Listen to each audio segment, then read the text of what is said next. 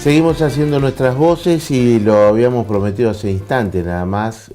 Una entrevista que agradecemos mucho, ¿no?, por la agenda de trabajo de esta funcionaria provincial que tiene que ver con la defensora provincial doctora Jacquelina Balagnoni, por su intensa actividad en todo el territorio santafesino. Gracias por estar con nosotros, doctora. Muchas gracias a usted, Carlos, por la invitación. No, por favor, y porque además nuestra gente está pretendiendo conocer, hemos tratado con abogados penalistas, con distintas personalidades, con legisladores, este tema de la situación carcelaria en la provincia de Santa Fe. Bueno, sabemos que usted está recorriendo y que ha visitado casi todas las unidades penales. ¿Cómo está la situación de hacinamiento, prácticamente de un maltrato hacia estas personas que están viviendo, algunas con proceso y muy pocas con condena?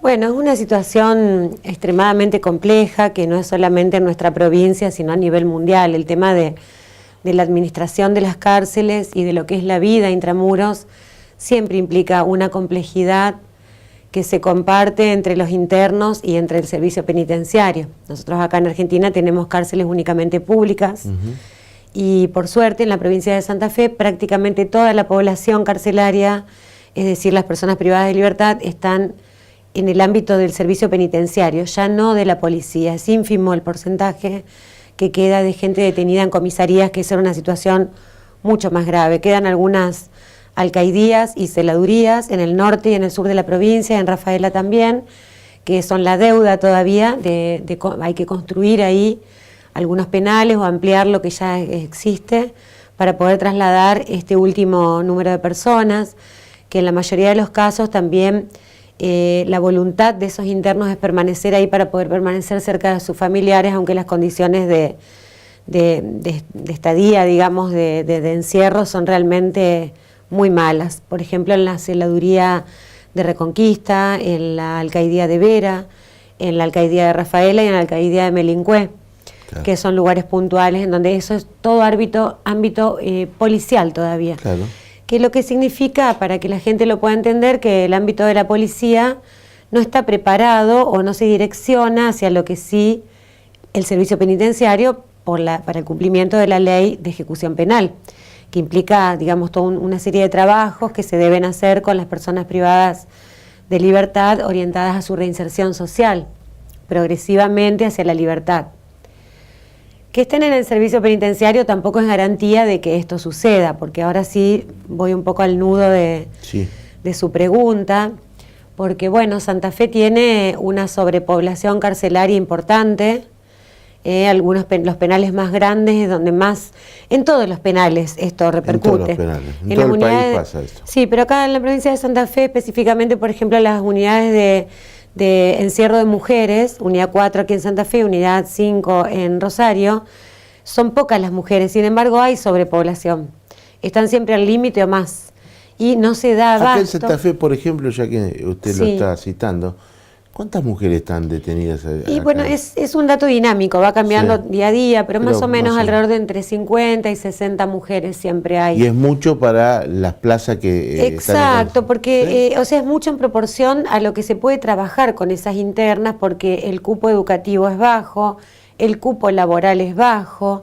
el sistema de visitas es complejo, el sistema de requisas es complejo.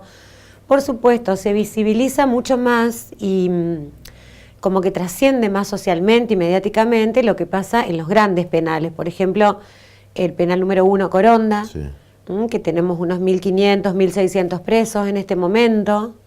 Hay como 500 de más en ese lugar. 500 de más. Exacto, y ahí también se han trasladado los 300 federales que estaban en Las Flores, están todos en un pabellón, que el día que reciben visitas en ese pabellón hay aproximadamente 1.000 personas. Adentro de un pabellón, con todo lo que eso conlleva, desde riesgos, incomodidades, dificultad en la requisa, etcétera, etcétera. Días pasados se vio un video en donde familiares hacían ingresar a sus familiares teléfonos celulares.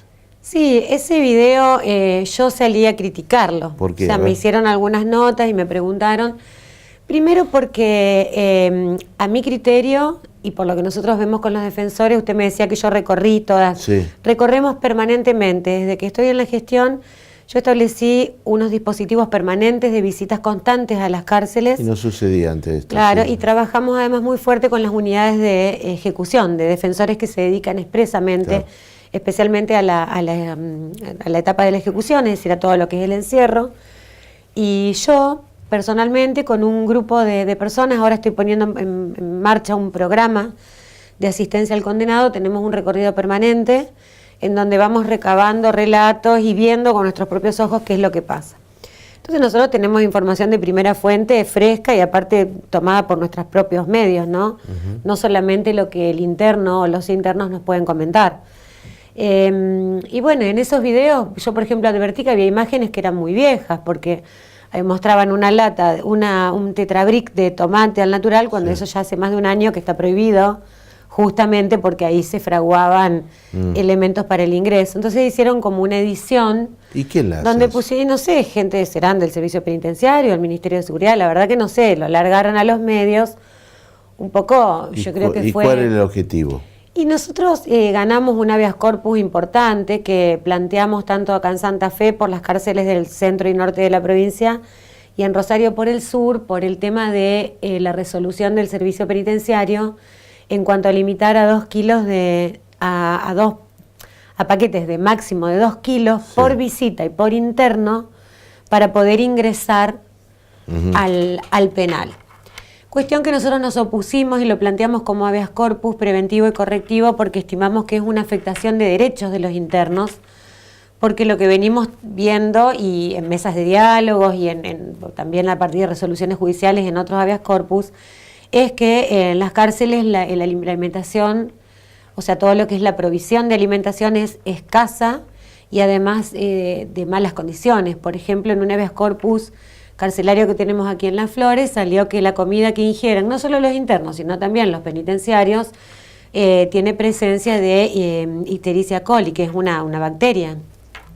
Además, es escasa. Esto ha sido reconocido expresamente por los funcionarios que en representación del Ministerio de Seguridad, del Servicio Penitenciario, fueron a la audiencia de habeas corpus en la Cámara, porque el juez de primera instancia había estipulado una medida cautelar, que esto de los 2 kilos no se podía poner en práctica por 90 días, y mientras tanto llamaba a una mesa de diálogo en donde nosotros teníamos una participación para ver qué solución le podíamos encontrar. Vencieron los 90 días, la mesa de diálogo no fue prácticamente abordada, y eso se apeló por otros motivos que ahora no vienen al caso, más técnicos, por un tema de una disposición que había realizado el juez de primera instancia que establecía que para solucionar el problema de superpoblación que trae el problema de las requisas, él opinaba que había que trasladar directamente a todos los presos federales. ¿Los presos pueden tener celulares? Los presos en principio no pueden tener celulares, no pueden tener celulares.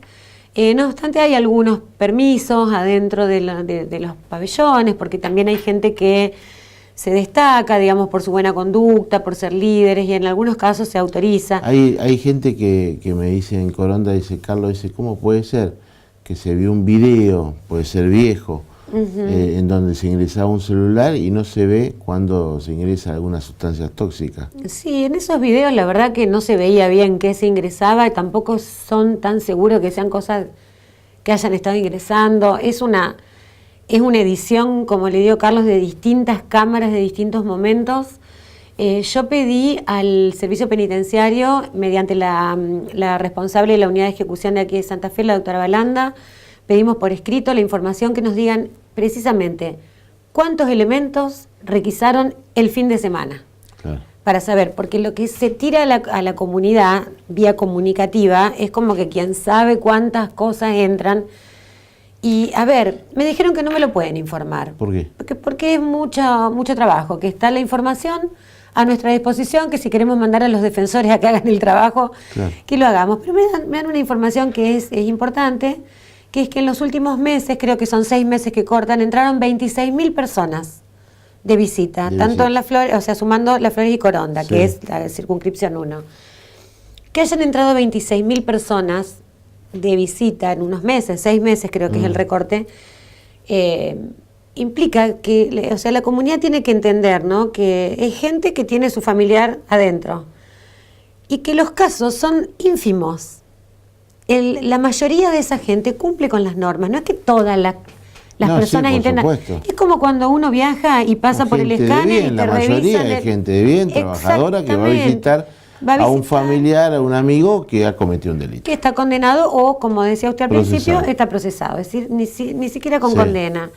Van a compartir el domingo, no hay comida, por lo menos tienen que llevar algo para compartir. Ni siquiera para eso alcanzan los 2 kilos. Claro. Cuando uno va al supermercado y compra 3 bolsitas, son como 10 kilos que se lleva a su casa. Entonces nosotros, como le decía, en la misma audiencia de Habeas Corpus en la Cámara, los propios funcionarios reconocen que la comida es escasa, que la problemática es por la sobrepoblación carcelaria que hay, y que bueno, que mientras tanto, que mientras estén los federales, y bueno, se hace todo ahí una confusión. ¿Hay que hacer más cárceles, según a su entender? Y bueno, para soportar la cantidad de internos que requiere, que digamos que son producto de la selectividad del sistema actualmente, debería haber más lugares. Claro. El gobierno ha invertido. El tema es que a mí me parece que por ahí invierte en cifras que son altísimas y que esa inversión se escurre y no llega a lo que uno, como ciudadano, bueno, yo como funcionaria responsable de este ámbito, uno pretende, que es ir disminuyendo las causas, ir disminuyendo la cantidad, trabajar con la justicia para que puedan existir medidas alternativas, evitando la prisionización en los delitos leves, porque es malísima el paso de una persona por prisión. ¿Delitos leves? Sí. Exactamente, con delitos leves, porque realmente es como pasar por una escuela. ¿No? Exactamente, o trabajar con esa persona para una resocialización sin pasar por la prisión, con otro tipo de alternativas, con trabajo a la comunidad, etcétera, todas cuestiones que vienen de los criterios de la justicia restaurativa, que es la que busca aportar más a la paz social, que las personas encuentren la solución de sus conflictos y acercar a víctimas y victimarios con trabajos de perdón, de arrepentimiento, si se quiere, de quienes lo cometen, y poder acercarse, poder comprender. Nosotros acá no nos tenemos que olvidar que el sistema penal recae selectivamente sobre los sectores más pobres de la sociedad. Es ahí, y en ese tipo de los delitos que se dan en ese sector más popular son los que sobre los que recae fuertemente el ámbito punitivo, el derecho penal. Me vengo en otro tema, aprovecho estas últimas palabras, que tiene que ver con el narcomenudeo, el Poder Judicial, el Colegio de Magistrados. Aquí hay un debate, ¿no?, a nivel provincial, de que algunos sostienen que la justicia provincial debería encargarse con la policía de la investigación de los casos del narcomenudeo, la justicia desde el Poder Ejecutivo, desde el Poder Judicial, inclusive jueces de Colegio de Magistrados y Colegio de Abogados dicen no, de ninguna manera, porque no hay presupuesto, porque no hay jueces especializados, no hay policía especializados, ni fiscales mucho menos todavía. ¿Qué piensa, doctora? Bueno, la verdad que me viene al dedillo el ejemplo que usted me da como para poder engancharlo con lo que venía hablando recién, porque la posición mía personal es negativa con respecto al narcomenudeo, también la de los defensores regionales, es decir, que institucionalmente estoy en condiciones de manifestar una postura de la defensa pública en contra también del Consejo de la Defensa Pública, que es un órgano asesor que integra el organismo que yo dirijo, que está compuesto por integrantes de los colegios de abogados, de los defensores, de legisladores, instituciones intermedias, ONGs. Es un órgano asesor, bueno, por amplia mayoría también nos pronunciamos, porque yo presido ese consejo, en contra de la desfederalización del narcomenudeo y de traerlo a la provincia de Santa Fe.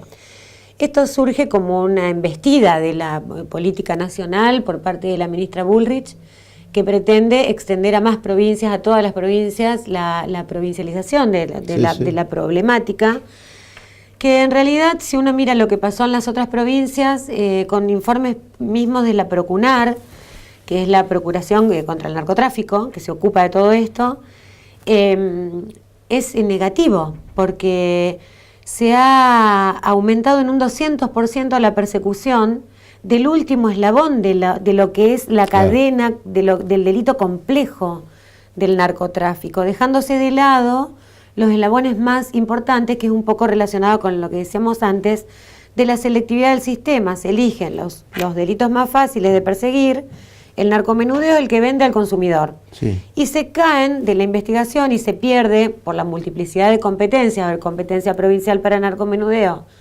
competencia federal y extraordinaria para lo que es el narcotráfico, se pierde, va a haber una doble competencia y se pierde la conexión y claro, la transferencia de información entre ambos fueros. Se ¿no es cierto? picha la investigación, allí se Sí, termina. exacto, y queda afuera los eslabones de mayor jerarquía, que son todo lo que tiene que ver con el lavado de activos. Nosotros, por ejemplo, en Rosario hay altísimos índices de lavado de activos que quedan sin investigar. Claro. Entonces, realmente yo no entiendo la postura del fiscal, la postura del ministro de Seguridad, que quieren traer esto con la problemática carcelaria que tenemos, con la deuda que tiene la nación con la provincia con respecto a los presos federales, que la mayoría son por narcomenudeo, ahora van a ser todos provinciales, o sea que ni siquiera vamos a poder reclamar. La nación en todas las provincias que fue llevando esto, que comenzó en el 2005 en Buenos Aires, en ninguna cumplió con la transferencia de fondos. A nosotros en la defensa no nos preocupa tanto el tema de recursos y de estructura, porque ya venimos mal, Sí, al límite, somos claro, el último eslabón, nos Sí, pasan, lo hacen mucho a pulmón. tenemos muy poca gente, nos está costando mucho la transferencia tanto con el Poder Judicial como la creación de cargos con el Poder Claro. Ejecutivo, venimos con un delay con respecto a los otros órganos de la justicia penal, o sea que no es eso lo que nos preocupa, sí nos preocupa, pero no es principalmente. Principalmente es toda esta otra parte, porque a nosotros nos toca la custodia del Claro, cumplimiento de los derechos humanos en los lugares de encierro. Y ya, como bien usted dijo, hay situaciones que son tan graves que de por sí ya configuran malos tratos o tortura. Y nosotros no podemos mirar para un costado. Mire, hace el último día antes de que comience la feria judicial, yo ahora me quedé trabajando, me quedé a cargo, salieron todos con la feria, interpuse un recurso de habeas corpus colectivo y correctivo, preventivo, que firmado por mí, el primero que hago en mi gestión, que abarca todos los establecimientos penitenciarios de la provincia por el atraso que hay en los informes de los equipos del organismo técnico criminalístico, que son esos informes que surgen desde adentro del servicio penitenciario, claro, y que son un requisito previo para que el juez de ejecución, y luego la Cámara, si hay una apelación, pueda resolver judicialmente si concede la salida transitoria o la libertad condicional. Pasa que hay tanto atraso que los presos, como ellos dicen, estoy pasado, pasan desde 5 días a meses, claro, bajo encierro, el cuando ya le corresponde, de la vida que se le va, y son exactamente, y son derechos legales que están en las normas, de gente que ya ha cumplido con los pasos y que tiene la conducta suficiente como para poder acceder a los beneficios. Bueno, hay mucho para hablar. La vamos a molestar de nuevo, la verdad que con mucho gusto. Dejamos hablar porque realmente ha sido muy docente, muy explicativa y informativa de la realidad que están pasando en las cárceles y también el tema del narcomenudeo. Muy gentil como siempre, doctora. Muchísimas gracias. La doctora Jacqueline Barangiole, defensora provincial, pasó un tema candente. Ya venimos con el gobernador Lichi, el senador Felipe Micli, concejal Basili, todo aquí en nuestro programa.